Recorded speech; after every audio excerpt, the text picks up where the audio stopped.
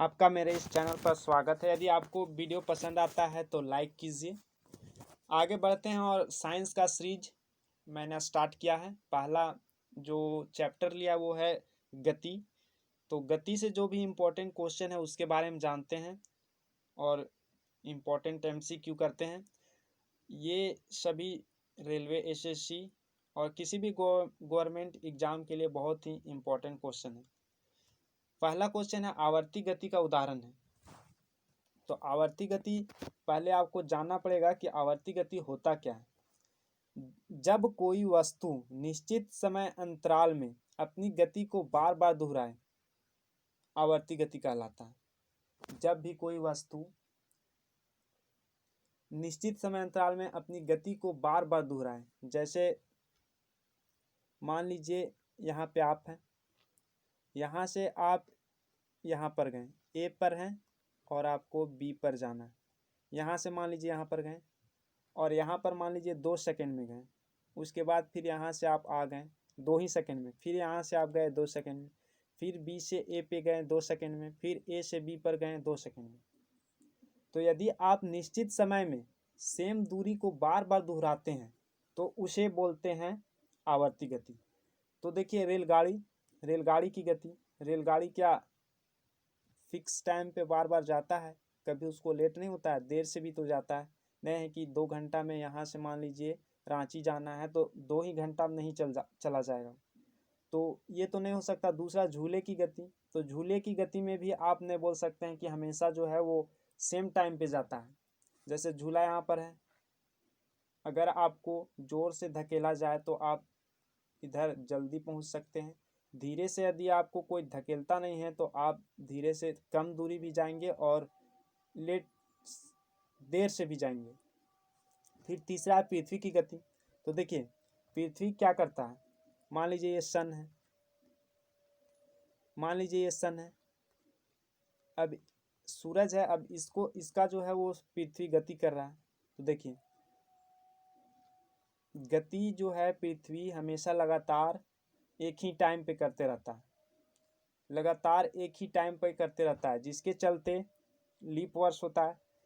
एक गति करने में पृथ्वी को 365 दिन 4 घंटे लगते हैं। 365 दिन 4 घंटे लगते हैं। तो इसकी वजह से हर 4 साल में लीप वर्ष होता है, 3 घंटे लगते हैं। तो हर साल में जो है वो लीप वर्ष होता है, हर 4 साल में लीप वर्ष होता है। तो जो पृथ्वी है वो हमेशा जो है एक ही गति अपनी पाथ को जो है वो दोहराते रहता है, एक ही पाथ पे चलते रहता है। तो यहाँ सही आंसर जो होगा वो पृथ्वी की गति होगा। आगे बढ़ते हैं, नेक्स्ट क्वेश्चन देखते हैं। अगला क्वेश्चन है चाल किस प्रकार की राशि है। तो सबसे पहले आपको पता होना चाहिए चाल किसे कहते हैं। तो इकाई समय में तय की गई दूरी को चाल कहते हैं। इकाई मतलब एक होता है, जैसे 1 घंटा में आपने तय कर लिया, 1 मिनट में आप तय कर लिया कुछ दूरी, 1 सेकेंड में आपने तय कर लिया कुछ दूरी, तो इसी को बोलते हैं इकाई समय में तय की गई दूरी। तो चाल बराबर फॉर्मूला एक होता है, चाल बराबर होता है दूरी बट्टा समय, दूरी बट्टा समय। तो देखिए चाल में यहाँ पे चाल जब भी हम निकालते हैं तो इसमें दिशा का हमें जरूरी नहीं पड़ता है, दिशा आवश्यक नहीं है चाल निकालने के लिए। किसी भी दिशा में आप जा सकते हैं और चाल निकाल सकते हैं। इसलिए ये जो है वो अदिश राशि है। आपको पता होना चाहिए कि अदिश राशि क्या होता है। तो देखिए अदिश राशि वैसा राशि जिसमें दिशा की आवश्यकता नहीं है, उसे बोलते हैं अदिश राशि, सिर्फ परिमाण होता है इसमें। और सदिश राशि वैसा राशि जिसमें परिमाण के साथ साथ दिशा भी चाहिए, तो उसे बोलते हैं वेग। तो ये दोनों में डिफरेंस है, चाल और वेग में। तो चाल जो है वो अदिश राशि। आगे बढ़ते हैं और नेक्स्ट क्वेश्चन देखते हैं, चाल की गणना किस प्रकार की जाती है। तो देखिए चाल किस प्रकार निकाला जाता है। तो अभी मैंने आपको बताया कि चाल जो है वो क्या होता है, दूरी बाय वेग, दूरी बट्टा वेग होता है। तो नहीं, दूरी बट्टा समय, दूरी बट्टा समय बट्टा दूरी, तो ये भी नहीं होता है। ये भी नहीं होगा। तो दूरी बट्टा समय ये होता है चाल का फॉर्मूला, चाल बराबर दूरी बट्टा समय। तो आप सिंपली से कोई भी क्वेश्चन निकाल सकते हैं यदि आपको चाल निकालना हो तब।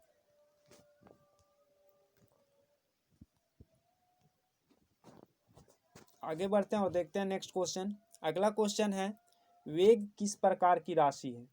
तो देखिए अभी आपको मैंने बताया था कि वेग जो है वो सदिश राशि है। वेग में परिमाण के साथ साथ दिशा का भी जरूरी पड़ता है। इकाई समय में निश्चित दिशा में तय की गई दूरी को वेग कहते हैं। चाल जो है इकाई समय में तय की गई दूरी को बोलते हैं और इकाई समय में निश्चित दिशा में तय की गई दूरी को सदिश राशि, सदिश बोल रहे हैं, वेग बोलते हैं। तो वेग जो है वो सदिश राशि है, चूंकि इसमें दिशा का भी जरूरी पड़ता है, डायरेक्शन का भी। आगे बढ़ते हैं और आगे देखते हैं। पांचवा क्वेश्चन है झूले की गति किस प्रकार की गति है। झूले की गति किस प्रकार की गति है। तो देखिए वृत्तीय गति के बारे में आपको पता, यदि पता नहीं है तो मैं अभी बताता हूँ। वृत्तीय गति किसे कहते हैं, यदि कोई वस्तु वृत्तीय पथ पर गमन करता है तो उसे वृत्तीय गति कहते हैं। जैसे देखिए मान लीजिए ये एक रास्ता है, यहाँ पे आप खड़े हैं और आप यदि यहाँ से घूम रहे हैं पूरा इस रास्ते पे वृत्त के आकार में, तो इसे बोलेंगे वृत्तीय गति। जैसे बोल सकते हैं सन का गति, सूर्य का गति, इसे वृत्तीय गति बोल सकते हैं। पृथ्वी का गति वृत्तीय गति बोल सकते हैं। आगे है आवर्ती गति। तो आवर्ती गति जो कि वैसा गति जो निश्चित समय अंतराल में अपनी गति को बार बार दोहराए।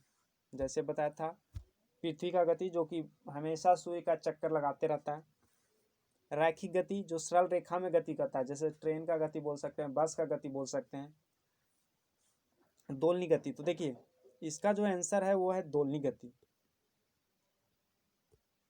झूले की गति जो है वो दोलनी गति है। अब दोलनी गति किसे बोलते हैं, जब कोई वस्तु किसी निश्चित बिंदु के आगे पीछे गति करता है तो उसे दोलनी गति कहते हैं। जैसे देखिए यहाँ पे झूला है, यहाँ पे खड़ा है झूला, यहाँ पर आप बैठ गए, आगे जा रहे हैं, एक बार पीछे आते हैं। झूला जब झूलते होंगे तो आपको पता चलता होगा, एक बार आप आगे जाते होंगे, एक बार पीछे जाते होंगे। तो देखिए ये निश्चित बिंदु ये है और इसके आगे पीछे ये गति हो रहा है, एक बार आगे जा रहे हैं, एक बार पीछे जा रहे हैं, तो इसे बोलते हैं दोलनी गति। तो दोलनी गति का उदाहरण हो जाएगा झूले की गति। आगे बढ़ते हैं, नेक्स्ट क्वेश्चन देखते हैं। विस्थापन का एसआई मात्रक। तो देखिए दूरी तो आपको पता होगा, दूरी किसे कहते हैं। तो देखिए दूरी यदि अपने जगह में आपको परिवर्तन दिखे, मान लीजिए आप अभी मुंबई में खड़ा हैं और दिल्ली पहुंच जाते हैं, तो मुंबई से जो दिल्ली का बीच का जो आपने सफ़र तय किया उसे बोलेंगे दूरी। और विस्थापन बोलते हैं वस्तु की अंतिम स्थिति तथा प्रारंभिक स्थिति के बीच की न्यूनतम दूरी। मान लीजिए कोई वस्तु ए यहाँ पे है और यहाँ आ गया बी पे, तो ये दोनों की जो बीच की दूरी होगी उसे बोलेंगे विस्थापन, ये दोनों के बीच की दूरी।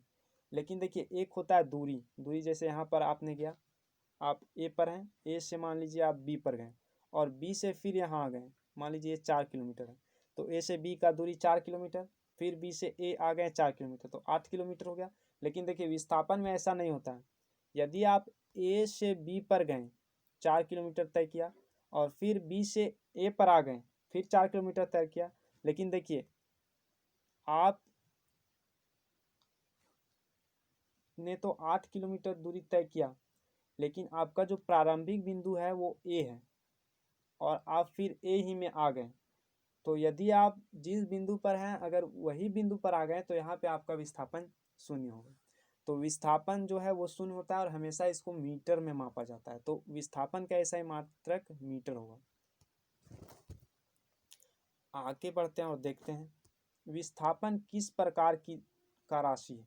तो देखिए विस्थापन में जो दूरी जो है वो अदिश राशि है, लेकिन विस्थापन जो है वो सदिश राशि है। क्यों सदिश राशि है, क्योंकि यदि आप डायरेक्शन इसमें आपको लेना पड़ेगा, दिशा आपको देखना पड़ेगा। यदि आप जिस यहाँ से गए हैं बिंदु ए से और यहीं यहाँ है बी पे और फिर यहाँ से ए पे आ गए, तो देखिए ये आपका विस्थापन शून्य हुआ। तो आपको जो है इसमें दिशा का जरूरी पड़ता है। आप दिशा इधर देख सकते हैं, इधर देख सकते हैं, तो ये जो है वो सदिश राशि होगा विस्थापन। आगे बढ़ते हैं, देखते हैं वृत्तीय गति किसे कहते हैं। तो वृत्तीय गति जब कोई वस्तु सरल रेखा में गमन करती है, तो ये तो नहीं होगा, ये सरल रेखा में ये रैखिक गति हो जाएगा। जब कोई वस्तु टेढ़े मेढ़े पथ पर गति करती है, ये भी नहीं होगा। जब कोई वस्तु वृत्ताकार पथ पर गमन करती है, तो ये होगा आपका वृत्तीय गति। आगे बढ़ते हैं, नेक्स्ट क्वेश्चन देखते हैं। वेग को ज्ञात करने का सूत्र है। तो वेग जो है वो कैसे ज्ञात करते हैं, देखिए इसका फॉर्मूला जो है वो, वेग को हम ज्ञात कर सकते हैं विस्थापन बट्टा समय। यदि आपको विस्थापन ज्ञात है, समय ज्ञात है, तो वहाँ से निकाल सकते हैं। विस्थापन ऊपर रखेंगे, समय नीचे रखेंगे और ज्ञात कर लेंगे वेग। आगे बढ़ते हैं, क्वेश्चन नंबर 10 है, निम्नलिखित में से सदिश राशि है। इस तरह का क्वेश्चन सीधे पूछ लिया जाता है एग्जामों में। तो देखिए निम्नलिखित में सदिश राशि है, चाल है, वेग है, त्वरण है, या फिर ए और बी दोनों है।